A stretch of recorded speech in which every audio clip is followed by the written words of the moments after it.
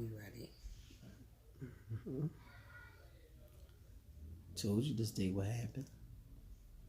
Yeah, I warned the world that this day would come. Even though it's how many years later? This was at the end of 2015. That's when Donald came home. And it took him, June of 2015 when I'm talking about DHS. They used truancy to take my son. And they made up a truancy situation. Let me start from the beginning. We was living in a certain part of North Philadelphia for a super long time. We endured boatloads of violence. I'm talking the children couldn't go to school without fighting. It went from elementary school and it got even worse as they went on to high school. The windows was broken, my front door was kicked in. I reached out to the entire universe trying to get some help, but I was labeled the troublemaker. At this time, I had 3 children living in the belly of the beast that I call that part of North Philly. We went there directly after the Lex Street Massacre. And it seems to me that the people that was first accused, their family and friends was around that neck of the woods. But anyway, we went through years and years and years of nothing but violence. My children missed a lot of school behind it. Not one principal, not at Blaine Elementary School, and not one principal, counselor, nobody at, what's the name of the other school? Hill, where the violence actually took place was those 2 schools in North Philly. But the main school all that violence took place in was Blaine. To the point that I actually held that school hostage. I did not allow nobody to leave that school because they called DHS on me. And DHS came to take my children from Blaine School after they was getting harassed and bullied for many years. Long story short, I proved my case, and my kids came home with me. And I did not get locked up for holding that school hostage. Now, if that wasn't bad enough, we was granted a move, and we ended up out Frankfurt, certain part of Frankfurt. Some stuff took place. We had to leave there. We ain't had nothing to do with it. It's just that somebody witnessed something and we had to go. Now, a certain case went on, and we had to get tucked away. And all that time that we was tucked away, my children was not placed in no schools. We was under a whole different identity, and we was out of the city. And that whole entire time, my children was not in school, and they did not do nothing about getting my children in school. When the case was over, they gave us the boot. When I say the boot, we got the boot. They did not care where we ended up or how we was getting there. And I have miles and miles of paperwork to prove everything that I'm saying. And I have people to confirm the truth in every last part of this story. But I want to just keep it at DHS. Because the lady, what was her name? Miss Woods. I forgot your first name, and you lucky. Because I chased her out of my house. And everybody was mad at me because of my attitude. That's why they took my son and placed him. Because I told a judge that can't nobody take my son but God. And I meant it. Y'all took his body, but y'all did not take his soul at all. Even though y'all did put him in placement, he remained a strong individual, and he was young. Y'all could not break him the way y'all broke me. I had a mental breakdown. Once that gavel went down and that judge said, "Kiss your mother goodbye," I fell apart. To the point that I walked out of a home, the only home we had. I had no idea where I was going or how I was getting there. And do you think that landlord said, "Oh no, Miss Carter, I know you're going through a rough time. We're not going to allow you to do this"? No. No. They took advantage also by taking my belongings that was left in that house. But anyway, Tracy Woods is her name. Zeph Albino is the other lame who was at my house and at my son's school trying to find things wrong with us. Everybody that know me, everybody know how I feel about my children. Everybody know the lengths that I would go through for my children. My son had legitimate excuses for any absences that he had. He was hit by a car, and they even used those absences as an excuse. I know they still have these records in a system somewhere that we will find. But they took my son for no reason. They actually placed my son in a facility for abandoned and neglected children. Now, anybody that know me, get on here anywhere and tell somebody that y'all know me for abandoning or neglecting my children at all. Any one of them. We all know that was a lie. The judge had the audacity to call me a lousy mother. And that hit me so hard that the only response that I had for that was like, "No, sir. Your mother must have been lousy because you don't recognize a good woman or a good mother when she's standing in front of you."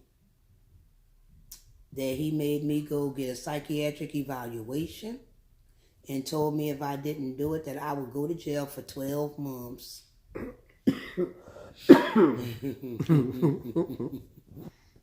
See, my son, all that pain that the system brought into his life, he using it in a positive and productive manner. He never been in trouble, not a day in his life.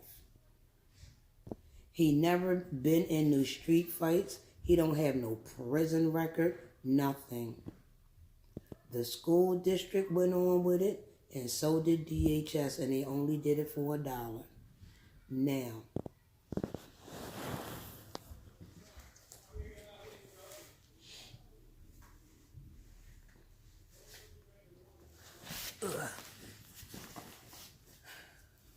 you can't tell a story without something to back it up. Veronica Conyers taught me a long time ago, before my children was even almost grown. You always have to have paperwork. You have to have paperwork to back yourself up. For example, I still have, what I do with them papers, it was the police reports. Right here. Yeah.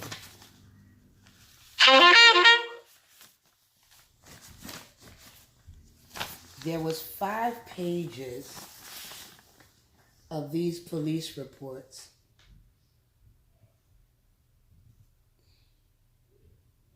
And these go back as far as, what's that, 2005 on here? Yep. 2005, but we moved to North Philly, and we moved into that area in 2000 when the Lex Street Massacre happened. And it was over 56 police reports. These are police reports. Do I have them the right way? These are police reports. I don't care if y'all see the address now because I no longer live there. But these are 2 pages of the 5. Nothing but police reports. and you ask me why did we go through all of that and why do I have police reports, it really kills me because the same people that we had to go through all this with, we had those children in our homes. I fed those children. I was kind to everybody. But even a dog deserves respect. And when I say I wasn't tolerating those children jumping on mines, I wasn't. And if anybody want to say I was wrong for protecting my children, go on.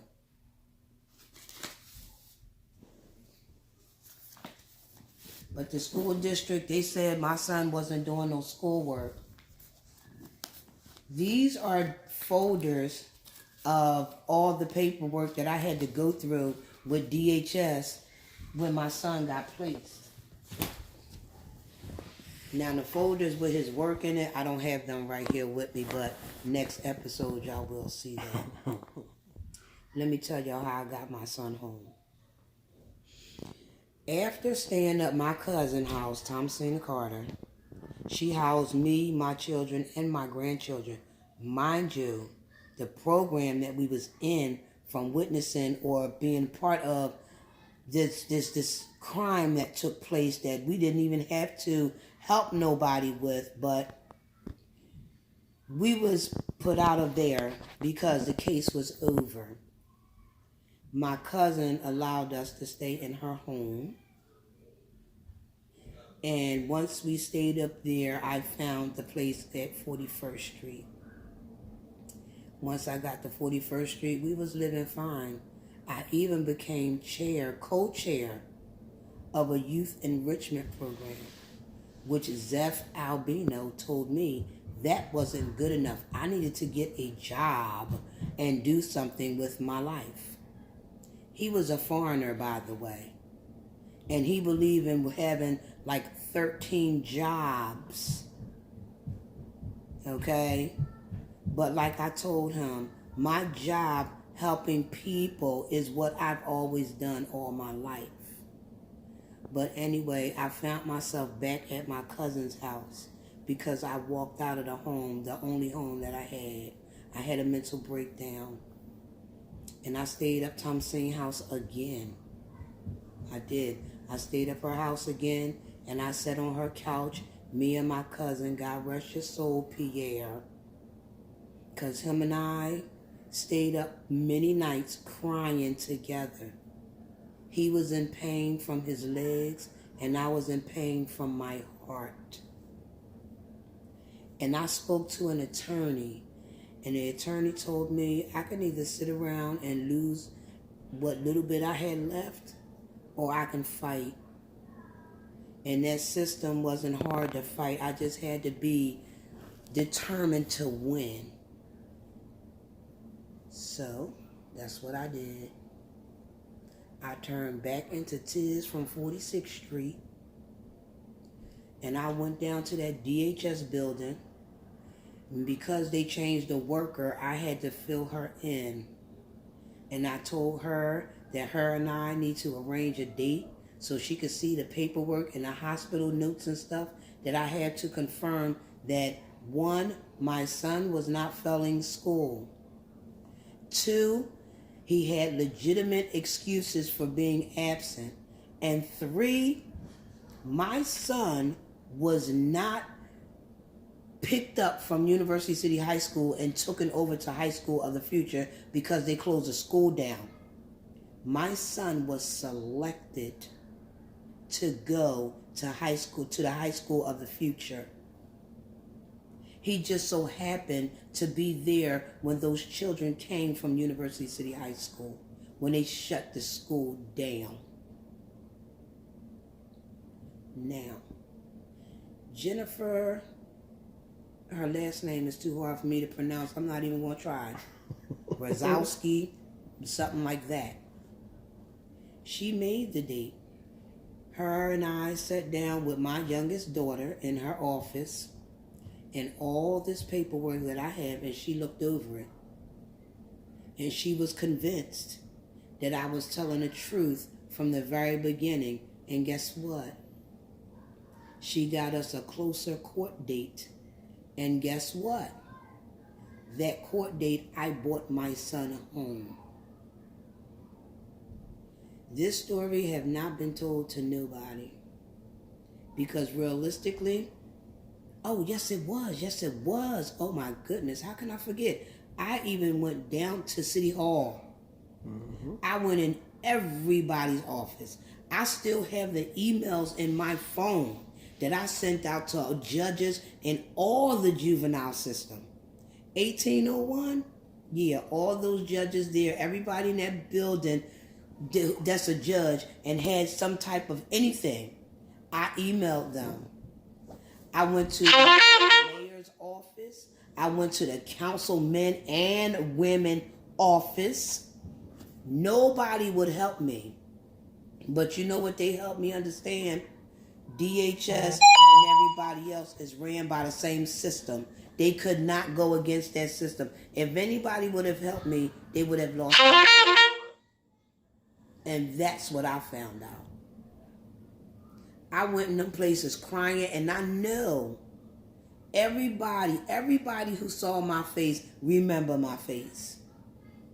Because I really went in everybody's office crying, and I poured my whole soul out because I needed some help. And wouldn't nobody help me. I went to the state rep, and as much as I volunteered my services to her, in any events they threw, all of that, I rendered my services, didn't have a problem with it because we was doing stuff from the heart. But nobody would help me. I had to go on my faith with God and just be strong and get this done. And it was done. And now look at my son. Look at Donald Pierre Matthews Carter. Y'all stripped him of his education. That's what y'all done. Y'all stripped him of his education. And for what? Money. Because I looked up St. Mary's Villa and I know how much money they get for every youth that come through there. They did not care about messing my family up. They did not care about me going through everything that I went through. Now, if y'all was DHS workers and y'all was there to help us, what part did y'all play in us getting the house? Zeph Albino, you came to my cousin's house up in the projects on several occasions, and you never once tried to help me find a house. And then when it came down to y'all giving up the security deposit, y'all tried everything in y'all power not to give it to me. I'm not saying nothing that I cannot confirm. The principal at the high school of the future at the time, he was not a whole lot involved. He was barely there. But there was a vice principal. What's his name? His name is on the paperwork, though. He actually joined in with DHS. And he knew I brought my son to school every day. My son and I came through those doors every morning. And I came up there after school because it was violent after school on most days. Mr. Vice Principal, do you remember all those times I let y'all know when that violence was going to take place after school and it took place? I was always involved in my children's schooling and in everything. I even worked at the schools that my children attended. I never let life get the best of me until they took my son away from me. I cannot get that time back. I haven't even been the same person ever since that happened. I can say that I've become stronger in some areas, but that weakness when my children are concerned is still there. The phobia is still there.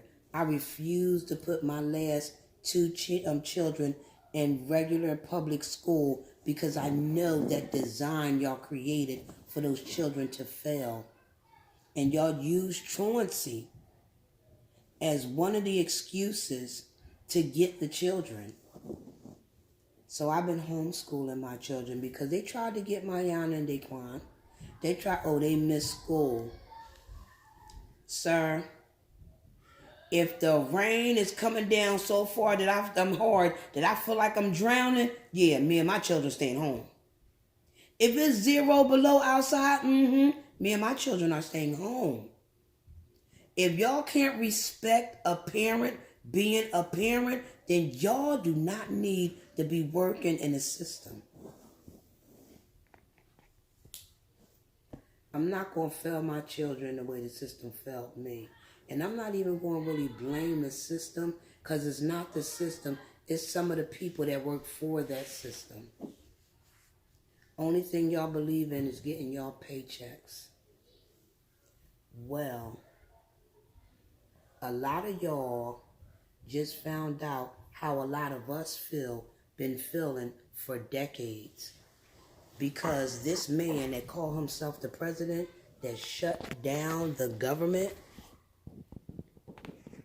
he actually made these people feel what we've been feeling for a super long time. And our government never shut down on us. It just never opened its doors to us. Did I work for the school district? Yes, I did. I went in as a volunteer. In no time flat, I started working with children that had learning disabilities and behavior issues. Those are the labels. Now listen to the categories they put them in. At one time, we had classrooms where the advanced children was not mixed in with the labeled children. They had different classrooms for them. Then all of a sudden, they mixed all the children in one classroom. Like they didn't see that disaster coming. And then they want to blame the children for misbehaving, not paying attention, causing ruckus in a classroom. Well, if you take the authority away from authoritative figures, what do you think is going to happen? It takes 45 minutes to get a good lesson taught. It takes 45 minutes to calm the whole classroom down. What you gonna do? Kick the kids out the classroom? It's not gonna make a difference because they're not learning nothing in the classroom. And they definitely not learning nothing when they get kicked out. And then, if that's not bad enough, y'all took the experienced teachers that can relate to these children and their walks of life. And y'all put students in these classrooms to teach these children that they know nothing about. And they basing their 9 to 3 on what they learned in books, which is okay. But when you're dealing with children that learn from hard knock lives on the streets, y'all books weigh nothing. But y'all got rid of people like us and put people like them in our place. And now look at what the classrooms have come to. You got the children fighting teachers. They do not have a problem with assaulting teachers because y'all gave them the space and the opportunity to do it. When parents was disciplining their children and keeping their order and their children in check, y'all called it abuse because y'all system failed a lot of children by placing them in homes of money-hungry people. And yup, I'm going there. DHS placed, 8 or 9 children in Norristown? And the foster parents wound up killing them and putting them in a basement? That was y'all fault. Because y'all didn't screen those people. Y'all didn't observe nothing about those people before y'all gave those children up. And then y'all want to hold somebody else at fault? No, you can't. Now, last but not least, our politicians. Politics is basically calm takeovers. People cannot do bloody wars anymore because too many people, it'd be too bloody. Period. It'd be too bloody. So they allow politics to come into play. Sometimes we need a little bit of politics to govern over some stuff to keep it balanced. We don't need politics in our schools. We don't need politics in our homes. We don't need it in our academic life, our personal life, our home life. Not every aspect of our lives. Let politics be where it's supposed to be. Y'all have to do your job and think about the people and put the people first. Y'all have some petty differences that allow people to live in poverty, allow people to be homeless, allow people to be even hungry. Because y'all have your own petty differences. Let's remind the world who are the politicians. The wealthy. Not an average Joe like me. The wealthy. All of y'all are already wealthy, but yet y'all making things about money. Why? Are y'all afraid we're going to run out of trees so we can't have no more paper and ink to make the money and machines? Is that a big fear?